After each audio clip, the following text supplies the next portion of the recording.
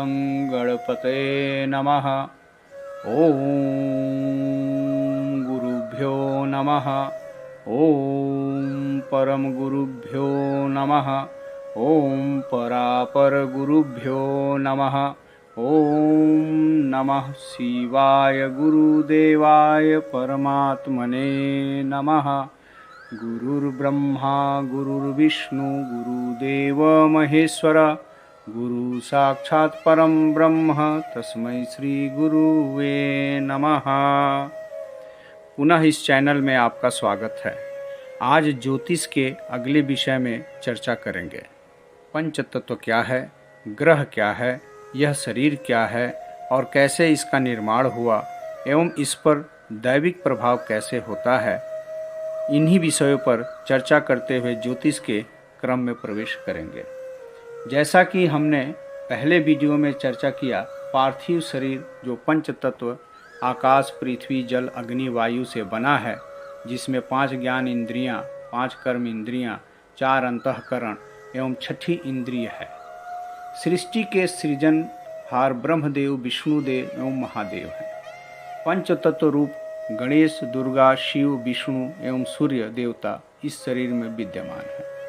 जब जीव का निर्माण होता है और इस जगत में प्रवेश करते ही निर्धारित काल के अंतर से 9 ग्रहों की स्थिति उसके ऊपर प्रभावित होती है, जो क्रमशः सूर्य, चंद्र, मंगल, बुध, बृहस्पति, शुक्र, शनि, राहु, केतु आदि 9 ग्रह होते हैं।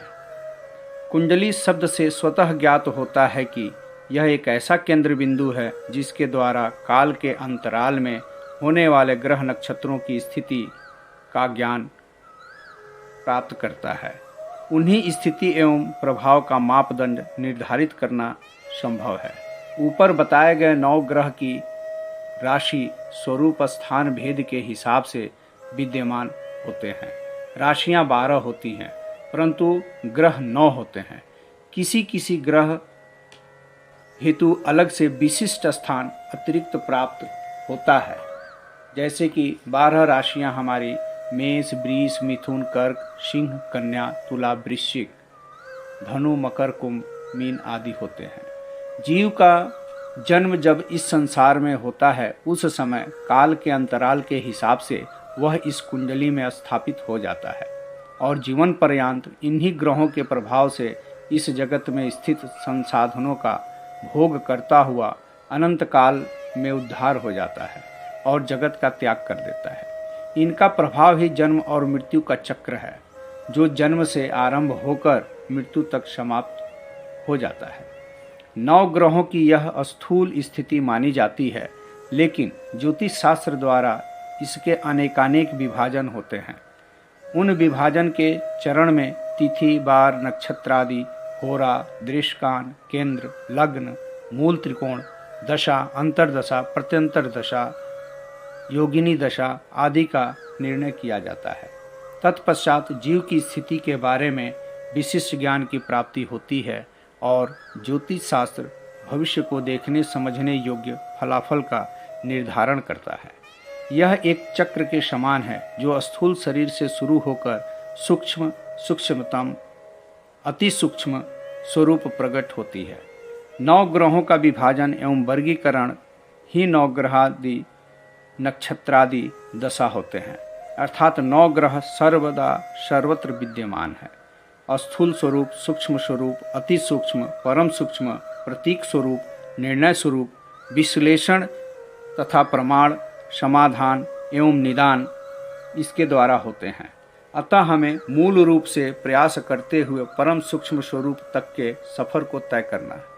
देखने में यह बहुत विशाल है, परंतु एक के बाद एक चरण से जब आगे बढ़ेंगे तो यह इतना सरल हो जाएगा कि समझना और निदान करना आसान हो जाता है। जिस प्रकार हस्तरेखा विद्या एकमात्र हथेली के दर्शन से आपके बारे में पूर्ण ज्ञान प्रकाशित करता है, उसी प्रकार एक सूक्ष्म ज्योति जो प्रकाशमय होकर आपके जीवन के बारे में ज्ञान प्रकाशित करती है, वह ज्योतिष शास्त्र है।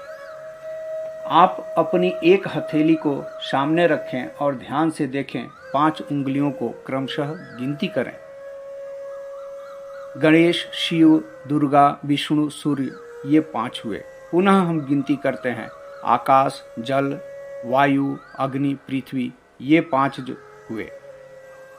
आकाश सूर्य का प्रतीक है, जल गणेश का प्रतीक है, वायु विष्णु का प्रतीक है, अग्नि दुर्गा का प्रतीक है, पृथ्वी शिव का प्रतीक है।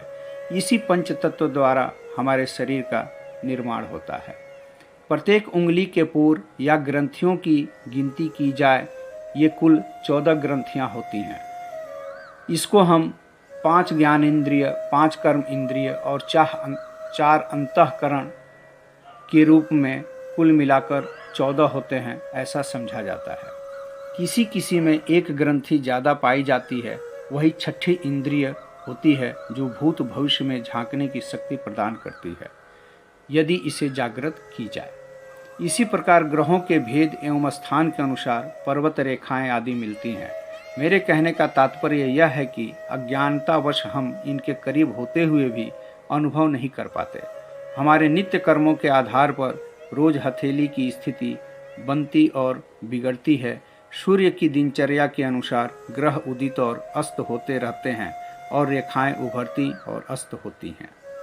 ग्रह, नक्षत्र और उनके अधिपति ग्रह, इन सब का परस्पर संबंध देवी देवताओं से है और इनकी आराधना ही जीवन को सर्वोच्च बनाती है। पंचेन्द्रियस्य मर्त्यस्य छिद्र चेदिकमिन्द्रियं ततो अस्य श्रौति प्रज्ञा धृते पात्रा दिवोदक।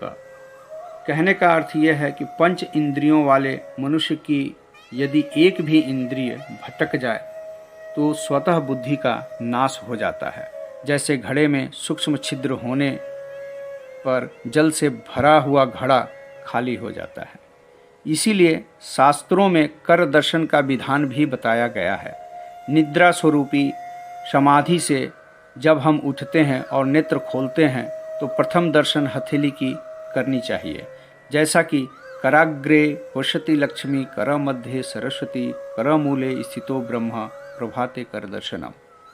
सुबह हमारी जब नींद खुलती है और रात में जब हम निद्रा के शयन में जाते हैं, उस समय हमारी स्थिति, भाव, मन स्थिति के द्वारा ही हमारी मन और आत्मा निद्रा के रूप में रात्रि को भ्रमण करती है और उस विचारों को जो है संगठित करती है, जिसके द्वारा हम प्रातः जब हथेली का दर्शन करते हैं तो उसकी सकारात्मक ऊर्जा हमारी दृष्टि से हमारे ग्रह नक्षत्र पर पड़ती है और हमारा जो है दैनिक जीवन सकारात्मक रूप से सुखद और सरलता से व्यतीत होता है। इस ब्रह्मांड की उत्पत्ति का क्रम इस प्रकार है: अनंत, महत, अंधकार, आकाश, वायु, अग्नि, जल, पृथ्वी। अनंत जिसे आत्मा कहा गया है, पृथ्वी, जल, वायु, अग्नि, आकाश, मन, बुद्धि और अहंकार प्रकृति के 8 तत्व हैं। इन सब की उत्पत्ति आत्मा या ब्रह्म की उपस्थिति के कारण ही संभव है, अन्यथा यह जगत निर्जीव एवं भूतों का बसेरा है। आकाश के पश्चात वायु, वायु के पश्चात अग्नि, अग्नि के पश्चात जल, जल के पश्चात पृथ्वी, पृथ्वी से औषधि, औषधियों से अन्न, अन्न से वीर्य, वीर्य से पुरुष अर्थात शरीर उत्पन्न होता है। पृथ्वी जिसे जड़ जगत कहते हैं, इसी से हमारा शरीर बना है, जो जड़ ही है। जिन तत्वों धातुओं से यह पृथ्वी बनी है, उसी से यह शरीर भी बना है। जल से ही जड़ जगत की उत्पत्ति हुई है। 70% जल पृथ्वी एवं हमारे शरीर में होती है। जितने भी तत्व शरीर एवं पृथ्वी में बह रहे हैं, सभी जल ही हैं। चाहे शरीर में स्थित पानी, खून, वसा, रस आदि भी जल तत्व ही हैं। जल की उत्पत्ति अग्नि से हुई है। अग्नि तत्व ऊर्जा, उष्मा, शक्ति, ताप का प्रतीक है। शरीर में अग्नि ऊर्जा के रूप में विद्यमान है, इसी के कारण हम चलायमान हैं। अग्नि तत्व भोजन को पचाकर निरोग रखता है और बल और शक्ति प्रदान करता है। वायु की उत्पत्ति अग्नि के कारण ही है। हमारे शरीर में वायु प्राण वायु के रूप में विद्यमान है। जीव को गति प्रदान करने में वायु का विशेष योगदान है। वायु यदि शरीर को छोड़ दे तो यह शरीर प्राणहीन होकर निर्जीव की अवस्था को प्राप्त करता है। वायु ही हमारी आयु है जो जीवन को निर्धारित करती है। आकाश एक ऐसा तत्व है जिसमें पृथ्वी, जल, अग्नि और वायु विद्यमान है। यह आत्मा का वाहक है। इस तत्व को महसूस करने के लिए साधना की जरूरत होती है। यही आकाश हमारा मन है। जिस प्रकार आकाश अनंत है, वैसा ही हमारा मन है जिसकी कोई सीमा नहीं होती। जिस प्रकार आकाश, बादल, धूमिल और साफ नजर आता है, वैसा ही हमारा मन सुख, दुख और शांत रहता है। इन्हीं पंच तत्वों के ऊपर आत्मा है, जिसके होने से सारे तत्व काम करते हैं और सजीवता का बोध होता है। किसी एक भी तत्व के बाहर होने से मृत्यु होती है, निर्जीव पंच तत्व हो जाता है। जो मनुष्य इन तत्वों का महत्व समझकर इनका सम्मान और पोषण सात्विक भाव से करता है, वह निरोग होकर दीर्घजीवी होता है। इन्हीं पंच तत्वों से या पंच देवों से निर्मित यह शरीर ब्रह्मचर्य, सत्य, तप, दान, संयम, क्षमा, शौच, अहिंसा, शांति और अस्तेय आदि 10 अंगों का पालन कर धर्म की वृद्धि करता है। वस्तुतः किसी भी व्यक्ति वस्तु के लिए विचार, व्यवहार, गुण, दोष, हानि, लाभ के विषय में जानना बहुत ही महत्वपूर्ण है। समस्त आलोचनाओं विवेचनाओं के तहत इस सांसारिक एवं व्यवहारिक दैनिक जीवन में हम चरण करते हैं और इसे ग्रहण करते हैं और यह हमारे लिए ग्राह्य हो जाता है। गुण दोषों से भरे हुए सभी तथ्य सर्वदा विद्यमान रहते हैं, परंतु कार्य प्रणाली के आधार पर एक मानक दंड की व्यवस्था की जाती है और वही एक मंत्र बनकर स्थापित हो जाता है। अनुशासित कार्य प्रणाली ही शुभ फलदायक होती है। अतः इस जीव जगत को भी एक एसओपी के आधार पर निर्धारित कर व्यवहार में ढालना सर्वदा शुभ फलदायक होती है, जिसके लिए प्रयास करना अनिवार्य है। हमारे वेद शास्त्र, हमारे पूर्वज ऋषि मुनियों ने इस प्रणाली के आधार पर जीवन का निर्वाह किया और गमन किया। हमें एक बार अतीत के गर्भ में भी अवश्य झांकना चाहिए और वर्तमान की तुलना भी अवश्य करनी चाहिए। इस मंथन से सबकी स्वयं की स्थिति का अनुभव स्वतः हो जाती है। हमारी जीवन शैली, आचार विचार, व्यवहार, खान पान, संस्कार, रहन सहन की अतुलनीय परिवर्तन नित्य नई दिशा में लिए जा रही है, जिससे मानवता का बोध और संज्ञान लुप्त होता जा रहा है। मैं की खोज में हम शब्द निराधार होकर हमसे दूर होता जा रहा है। इस तरह भविष्य एक एकाकीपन के गोद में समाने के लिए विवश है। इस विषय पर भी चिंतन करने की आवश्यकता है। अपने आप को संरक्षित और सुरक्षित रखने हेतु हम अपने विषय वस्तु ज्योतिष शास्त्र के तरफ चलते हैं। अपने दोषों, विकारों, असफलताओं, दुखों, कष्टों, समस्याओं को जानने और उनके निवारण हेतु इस शास्त्र की शरण में जाते हैं और तत्काल इसका निवारण कर अपने वांछित फल का लाभ प्राप्त करना चाहते हैं। यह जिज्ञासा तनिक हास्यप्रद लगती है अगर इसे तरीके से देखा जाए तो। मान लीजिए एक ऐसा व्यक्ति जो सालों से स्नान न किया हो, ढंग के वस्त्र उसके शरीर पर ना हो, बहुकाल तक वीरान जंगल में अवस्थाहीन रहा हो और भटकते हुए अचानक एक सुंदर शहर में पहुंच जाता है, जहां उसके सामने सुसज्जित लोग, अच्छे चमचमाते भवन, तरह तरह की सुविधाओं और यान वाहन आदि नजर आने लगते हैं। वह सब कुछ देखता तो है, परंतु उसे कोई नहीं देखता। सब नज़रअंदाज कर जाते हैं। वह कुछ कहता है परंतु कोई सुनता नहीं है। कारण या तो उसकी भाषा समझ से परे है या वह उनमें मेल नहीं खाता, इसलिए अकेला है। सब कुछ उसके सामने है परंतु वह अकेला महसूस करता है। अथक प्रयास के बावजूद भी उसे कोई नहीं अपनाता। सालों बीत जाते हैं, फिर भी वही स्थिति रहती है। तब अचानक एक दिन उसके सामने कोई खड़ा होता है और उसका हाथ थाम कर उसे उस शहर के लायक बना देता है और वह भी उस शहर का नागरिक बन जाता है और आनंदमय जीवन यापन करने लगता है। वह भूल जाता है कि किसी ने उसका हाथ पकड़कर उसे इस लायक बनाया। कहने का तात्पर्य यह है कि अनेकानेक विधि व्यवस्थाओं के तहत हम अपने भाग्य को बदलने का प्रयास करते हैं। उस प्रयास का माध्यम पूजा पाठ, तंत्र मंत्र की साधना, यह ज्योतिष शास्त्र का साधन भी हो सकता है, परंतु सफलता नहीं मिलती, इसका ज्ञान नहीं होता है। जीवन साधन के बिना मृग मरीचिका समान हो जाता है। अपने सामने मंजिल दिखती तो है, भागकर वहाँ जाते भी हैं, परंतु शून्यता का लाभ वहाँ पहुँचते ही होता है, क्योंकि साधन के बिना उपलब्धि नहीं होती। ज्योतिष और ज्योतिष शास्त्र के बारे में जानने से पहले और उसके माध्यम द्वारा जीवन में सुगमता प्राप्त करने से पहले उसके मूल तत्वों के बारे में जानना अति आवश्यक है। जैसे ज्योतिष शास्त्र अर्थात ज्योतिष प्लस शस्त्र। कहने का तात्पर्य यह है कि ज्योति का मतलब प्रकाश है, वह प्रकाश जो एक शस्त्र के अधीन है। शस्त्र का अर्थ यहाँ अनुशासन और सिद्धांतों पर आधारित है। सिद्धांतों और अनुशासन से परिपक्व होकर जिस प्रकार से हम प्रकाशित होते हैं वही ज्योति है। जिस शास्त्र के आधार पर मार्गदर्शन और फलाफल का निर्णय होता है, जिसे हम धारण करते हैं, वही ज्योतिष शास्त्र है। इसका मतलब यह नहीं कि मंगल खराब है और किसी ने हमें सुझाव दिया कि आप हनुमान चालीसा का पाठ करो, गुड़ गाय को खिला दो, मंगलवार को व्रत कर लो, सब ठीक हो जाएगा।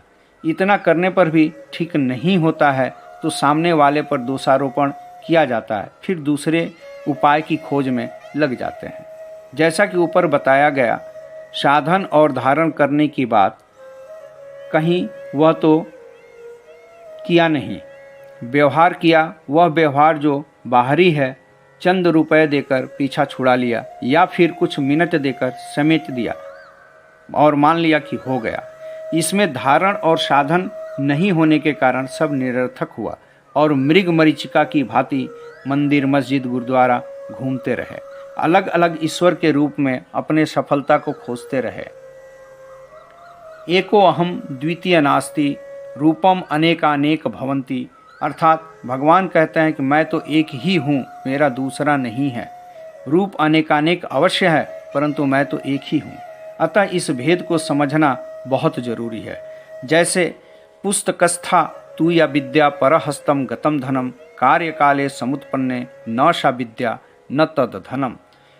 कहने का अर्थ यह होता है कि विद्या यदि पुस्तक में ही रहे, धन यदि दूसरों के हाथ में हो, तो समय पड़ने पर वह विद्या और धन भी बेकार है।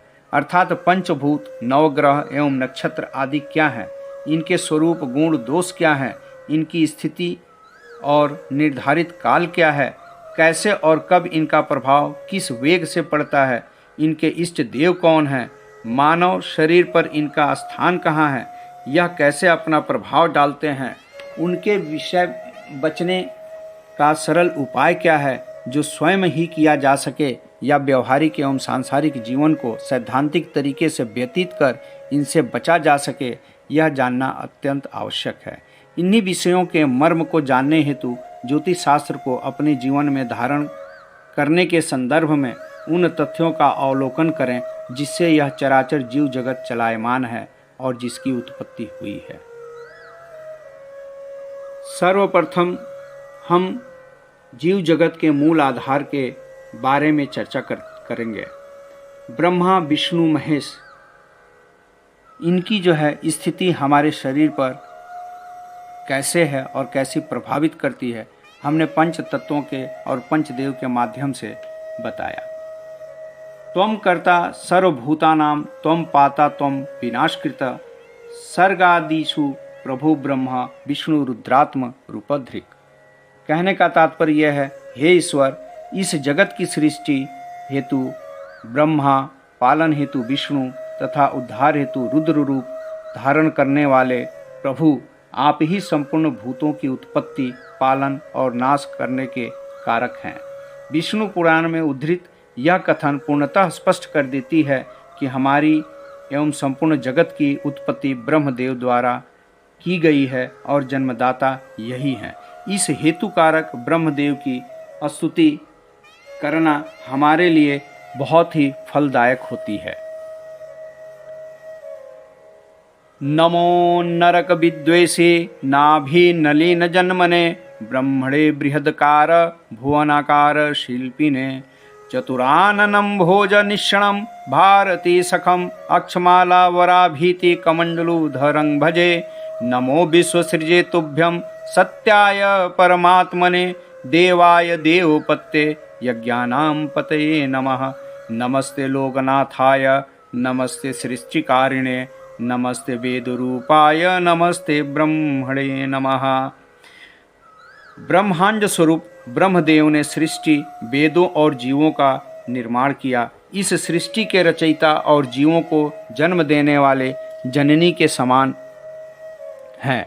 अतः जिस प्रकार एक अबोध शिशु अपने माता के समीप अनंत ममता, करुणा और वात्सल्यता को प्राप्त करता है, उसी प्रकार का अगाढ़ प्रेम, स्नेह और सुकून की प्राप्ति ब्रह्मदेव की स्तुति करने मात्र से ही जीव को अनायास ही मिल जाती है। नियमित इसके ध्यान श्रवण मात्र से जीवन में रोग, शोक, भय, दोष, बुराइयों, नकारात्मक भाव का स्वतः नाश हो जाता है। आयु, यश, बल, स्वास्थ्य का उत्तम लाभ होता है। यह मान लीजिए इस जीव के लिए ब्रह्मदेव का स्मरण पोषण का काम करता है। फलतः सकारात्मक ऊर्जा का संचार होना, सभी प्रकार के कष्ट, भय और डर से मुक्त होना, धन, धान्य एवं वैभव, ऐश्वर्य का लाभ होना, ज्ञान, बुद्धि और आध्यात्मिक शक्ति का लाभ होना, महापातक अर्थात नकारात्मक शक्ति के प्रभाव जैसे भूत प्रेत बाधा, जन्म मृत्यु दोष युक्त संकट, दुर्घटना, मृत्यु तुल्य रोग, किसी भी प्रकार का जादू टोना, कुकृत्य, ग्रह नक्षत्र दोष, सांसारिक दोष, देव बाधा एवं प्रेत बाधाओं से मुक्ति मिल जाना, इनके स्मरण और स्वाध्ययन और स्वाध्याय मात्र से ही प्राप्त होता है। सुखमय सांसारिक जीवन हेतु ज्ञान, बुद्धि, बल, धन, वैभव, ऐश्वर्य हेतु ब्रह्मदेव की उपासना एक कवच के समान होती है। जिस प्रकार माता के आंचल में एक अबोध शिशु हर प्रकार के संशय से मुक्त हो सुकून प्राप्त करता है, उसी प्रकार यह जीव ब्रह्म स्वरूप जननी के सानिध्य में स्वयं को सुरक्षित और स्वतंत्रता का लाभ प्राप्त करता है। भौतिक जीवन में हम अपने माँ के प्रति बंदनीय हैं, उसी प्रकार दैनिक जीवन में मातृत्व और वात्सल्यता हेतु नित्य इनकी उपासना करनी चाहिए और इनके आशीष के भागी बने रहना चाहिए। इस प्रकार माता सरस्वती की कृपा भी स्वतः ब्रह्मदेव की कृपा से प्राप्त हो जाती है। जनहित कल्याण हेतु ब्रह्म गायत्री आप सबको निवेदन करता हूँ, जिसका श्रवण मात्र से ही जप करने से शुभ फल का लाभ होता है और हमारे आने वाले समय में या हमारे दैनिक जीवन में आने वाली सारी विपत्ति कष्ट से निवृत्ति के लिए यह बहुत सरल उपाय है। हमें सृष्टि के रचयिता ब्रह्मदेवाय की सर्वदा स्तुति करनी चाहिए। सरल साधना एवं उपासना जन जन के लिए हितकारी हो और दैनिक जीवन में इस मानव शरीर पर सकारात्मक ऊर्जा का प्रभाव बना रहे, इसी विचार हेतु अगले वीडियो में श्री ब्रह्मदेव की गायत्री मंत्र 108 का संपादन किया गया है। नित्य प्रातः इसका श्रवण करें और परमपिता ब्रह्मदेव को समर्पित करें। उनकी असीम कृपा से मानव जगत का कल्याण हो। सदैव ब्रह्मदेव की कृपा स्थूल शरीर पर बनी रहे और जन जन का कल्याण हो। इसी मंगल कामना के साथ अगले वीडियो में ग्रहों, नक्षत्रों के विषय को लेकर उपस्थित होंगे। तब तक के लिए धन्यवाद। हर हर महादेव।